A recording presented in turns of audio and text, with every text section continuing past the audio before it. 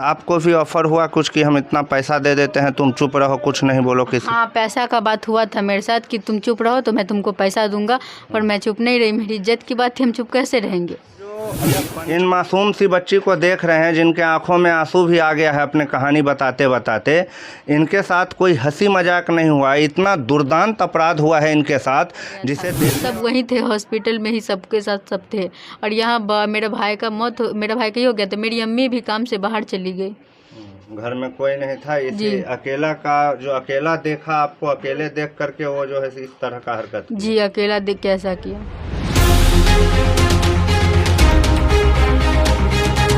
सीतामढ़ी जिला का ये नानपुर प्रखंड का नानपुर गांव ही है, नानपुर उत्तरी। और यहाँ पर पिछले महीने के 15 तारीख को एक बहुत ही भयावह घटना को अंजाम दिया गया था, जिसमें एक नाबालिग बच्ची के साथ दुर्दांत लोगों के द्वारा बहुत ही घिनौना अपराध किया गया था। आज हम इनके घर पर है और इन्हीं से जानने की कोशिश करेंगे कि कैसे हुआ था, क्या हुआ था और किन लोगों के द्वारा किया गया था। और जब FIR कराई गई थाने में, तो थाना के द्वारा क्या कुछ किया गया है, यहीं पर हम पीड़ित के घर पर हैं और उन्हीं के जवानी में हम आपको सुनाएंगे कि क्या कुछ उनके साथ घटित हुआ और इन घटना के जिम्मेदार कौन कौन लोग हैं। यहाँ पर कुछ लोगों से हमने पूछा है तो आपके घटना के बारे में जानकारी, जब यहाँ पर हम आ रहे थे तो कुछ लोगों से पूछा है तो कुछ लोग कहें कि दोनों लोग प्रेम करते थे एक दूसरे से और शादी की बात नहीं बनी, इसके लिए इस तरह का आरोप लगा रहे हैं। इसमें कितनी सच्चाई? नहीं, वो सब झूठ बोल रहे हैं, क्योंकि वो पैसा वाला है, पैसा भर के सबसे झूठ बोलवा रहा है। अच्छा, पैसा मतलब पैसा वाला क्या करता है, क्यों पैसा है? मुखिया का है, 15 साल से मुखिया वही है, मुखिया का लड़का है वो। अभी भी वर्तमान में जी मुखिया जी, अभी मुखिया ही है। गांव के मुखिया के लड़का के द्वारा इस तरह का कांड किया जाता है और पूरे गांव वाले शांत बैठे हैं, चुपचाप बैठे हैं। जी, क्योंकि वो पैसा भरे हुआ है सबको। क्या नाम है मुखिया का? मोहम्मद नजरे आलम। मोहम्मद नजरे आलम जी। और उनके लड़के का? मोहम्मद दानिश इकबाल। वही मुख्य मुजरिम वही है? जी, उसकी अम्मी है। वो सब मिलकर गाली गलौज करें, उसका मामू मोहम्मद मुअज्जम आलम, वो भी सब मिलकर गाली गलौज करने लगा जब हम लोग बोलने गए तो। अच्छा, मारपीट करने लगा सुबह में बोलने गए? जी, और मारने का भी धमकी हमेशा देता रहता था वो लोग। अच्छा, आप जब उनके घर पर गए थे सुबह में तो आपको भी मारने पीटने का बात कर रहा था कि आपके अम्मी के साथ ही खाली? नहीं, मेरे को भी बोला कि दोनों माँ बेटी को मारकर लाश गायब कर दूंगा, पता भी नहीं चलेगा अगर थाना पे गई तो। मेरे पास पैसा है। तो इसके बाद भी तो आप लोग थाने पे गए, तो उसके तरफ से फिर कोई उपद्रव तो नहीं ना किया गया है? नहीं, अभी तक वो लोग फरार है, जब से FIR हुआ तब से फरार है, घर पे नहीं है। घर पे नहीं है वो लोग? नहीं। और अभी भी मुखिया वही है? जी।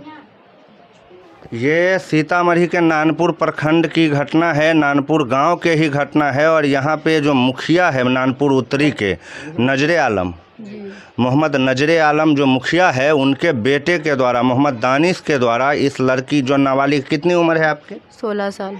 16 साल उम्र है और इनके साथ जिस जघन्य अपराध को उनके द्वारा अंजाम दिया गया और इस अपराध को अंजाम देने के बाद जिस तरह के यहाँ के लोगों ने अपना रवैया दिखाया है, ये एक बार फिर ये सोचने पर मजबूर करता है कि आज भी बिहार में लड़कियाँ सुरक्षित है। अगर वो अकेले घर में है तो क्या उन्हें किसी बात का डर नहीं लगना चाहिए, या फिर आज भी बिहार की हालत वैसे ही है जैसे आज से 20-25 साल पहले थी, जब लड़कियाँ सड़क पर अकेले निकलती थी तो उन्हें हमेशा डर लगा रहता था कि उनके साथ कुछ गलत नहीं हो जाए। इस तरह की घटनाएं होती है, इस तरह के लड़के जो होते हैं समाज में, उनका आपसे पहले भी किसी लड़कियों के साथ ऐसा कुछ रहा? नहीं, पहले किसी लड़की के साथ ऐसा कुछ नहीं था। आपकी अम्मी तो कहें कि उनके पिताजी भी बहुत तरह के गलती। हाँ, वो लोग का दूसरी लड़की के साथ था, पर मेरे साथ नहीं था। दूसरी लड़की के साथ वो ऐसा किए, उसके बाद उसको पैसा वैसा दिए, लड़की लोग बैठ गई शांत।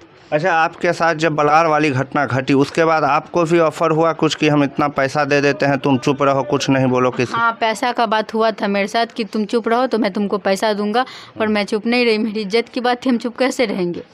अच्छा, पंच लोग जो पंचायत किए थे उसमें क्या फैसला हुआ था? वो पंच में कुछ जो भी बोला गया वो माना नहीं है। पंच को माना ही नहीं, पंचायती को माना ही नहीं कि पंचायती को नहीं माना? नहीं। अच्छा, तो अगर आपके साथ जिस तरह की घटना हुई है इसका तो भरपाई किसी भी तरीके से नहीं किया जा सकता है, क्योंकि जो चीज़ इज्जत जैसी चीज़ अगर चली जाए तो वापस आने की तो चीज़ है नहीं।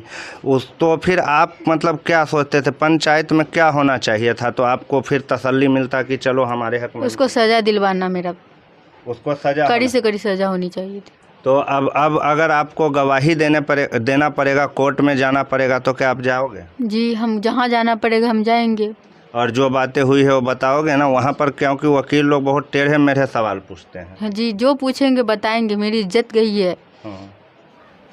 आप जो इन मासूम सी बच्ची को देख रहे हैं, जिनके आंखों में आंसू भी आ गया है अपने कहानी बताते बताते, इनके साथ कोई हंसी मजाक नहीं हुआ, इतना दुर्दांत अपराध हुआ है इनके साथ जिसे देखने और सुनने के बाद किसी की भी रूह कांप सकती है। लेकिन यहाँ के लोकल जो मुखिया हैं, उनके बेटे के द्वारा इस घटना को अंजाम दिया गया है और तमाम परिवार के लोग जब अगली सुबह ये दोनों जाते हैं इंसाफ के लिए तो इनके साथ मारपीट किया जाता है, बदसलूकी किया जाता है और इन्हें धमकी दिया जाता है कि हमारे पास पैसा है, मेरा कोई कुछ नहीं बिगाड़ सकता है। लेकिन ये लड़की नहीं डरी, इन्हें भी ऑफ़र हुआ कि हम पैसा देते हैं, तुम इस मामले को नहीं कहीं बोलो, चुपचाप रहो। लेकिन इन्होंने वो कबूल नहीं किया और इन्होंने कहा कि हम आखिरी तक लड़ेंगे और उन्हें सज़ा दिलवा करके ही रहेंगे। अच्छा, आपके पास तो इस कांड का कोई गवाह नहीं है, फिर भी नानपुर थाना के द्वारा पोक्सो एक्ट लगाया गया। पोक्सो एक्ट बहुत कठिन एक्ट है और ये लगने के बाद अपराधी लगभग नहीं बच पाता है। तो अब क्या थाना के कार्रवाई से आप संतुष्ट हैं कि आपको लगता है कि सबको अरेस्ट किया जाना चाहिए? जी, सबको अरेस्ट किया जाए। तो आप नानपुर थाना और यहाँ के जो भी आला अधिकारी हैं, एमपी एमएलए हैं, उनके लिए दो शब्द कुछ कहना चाहें? उन लोगों से यही कहना है कि वो जो भी है, जितने भी पर्दा, सबके पास बेटी है, वो मेरे को इंसाफ दिलाए। आपको इंसाफ दिलाए, आपके साथ जो गलत काम हुआ उससे? जी। इंसाफ में क्या चाहते हैं, लड़के को किस तरह की सजा होनी चाहिए? शादी करे। शादी करे। ऐसा किया है तो शादी किया जाए। गलत, हाँ, गलत हरकत किया है तो शादी वही नहीं करेगा, फिर मेरे से शादी ऐसा सोच के नहीं करेगा, दूसरा तो नहीं ना करेगा। तो वो लड़का शादी करे, मेरा यही फैसला है। नहीं तो वो अगर शादी करने को तैयार है तो उसको फांसी दिया जाए। अगर वो आपसे शादी करने के लिए तैयार हो जाएंगे तो आप केस हटा लेंगे? नहीं, अगर वो मेरे को अच्छे से रखेंगे तभी हम कहा कि वो बाद में मेरे को मारेंगे, पीटेंगे, ऐसा करेंगे तो थोड़ी ना ऐसा होता है। आप जिस तरह से लीगल प्रक्रिया में चले गए हैं उसके बाद तो मान लीजिए अगर आपकी शादी हो जाती है तो कानूनी रूप से ही होगी, कोर्ट मैरिज ही होगी, और कोर्ट मैरिज होगी तो आपको कुछ नहीं कर सकता है, क्योंकि उसके बाद आपका एक कंप्लेन उसके लिए बहुत भारी पड़ जाएगा। जी। ये बच्ची थी जिनके साथ इस तरह का दुष्कर्म हुआ और इन लोगों का कहना है कि अगर वो लड़का शादी करने के लिए तैयार हो जाता है तो ठीक है, हम देख कर के केस बाद में उठा लेंगे, और अन्यथा उस लड़के को फांसी की सज़ा होनी चाहिए, क्योंकि जितना जघन्य अपराध उन्होंने मेरे साथ किया है इसका कोई दवा नहीं है, इस जख्म का कोई मरहम नहीं है। जिस दिन घटना हुई थी उस घटना दिन का पूरा लबो-लुआब ये था कि उस घटना के कुछ ही दिन पूर्व इस घर में एक और घटना हुई थी, एक एक्सीडेंट हुआ था जिनमें लड़की का जो भाई है उनकी मृत्यु हो गई थी, और उन्हीं के इलाज के दरमियान सभी लोग जो घर के हैं, जितने भी पुरुष औरत हैं, वो लोग मुजफ्फरपुर में इलाजरत थे। उस एक्सीडेंट वाले घटना में क्या सब हुआ था? मेरे एक्सीडेंट वाले घटना में मेरा चचेरा भाई था दूगो, और एक मेरा अपना भाई था, जिसमें मेरा चचेरा भाई, एक भाई का बहुत ज़्यादा सीरियस हो गया, उसको मुजफ्फरपुर ले जाया गया और मेरा भाई उसमें डेड कर गया। एक और है चचेरा भाई, तो उसको भी सीतामढ़ी में भी एडमिट किया गया था। सब वहीं थे, हॉस्पिटल में ही सबके साथ सब थे। और यहाँ मेरा भाई का ही हो गया, तो मेरी अम्मी भी काम से बाहर चली गई। घर में कोई नहीं था, इसे अकेला का जो अकेला देखा, आपको अकेले देख करके वो जो है इस तरह का हरकत? जी, अकेला देख के ऐसा किया। जी, हम आपको इस घटना के बारे में जैसे ही कुछ नया न्यूज आएगा, किसी आरोपी की गिरफ्तारी होगी तो फिर बताएंगे। तब तक के लिए बने रहिएगा खबर 247 के साथ। जय हिंद।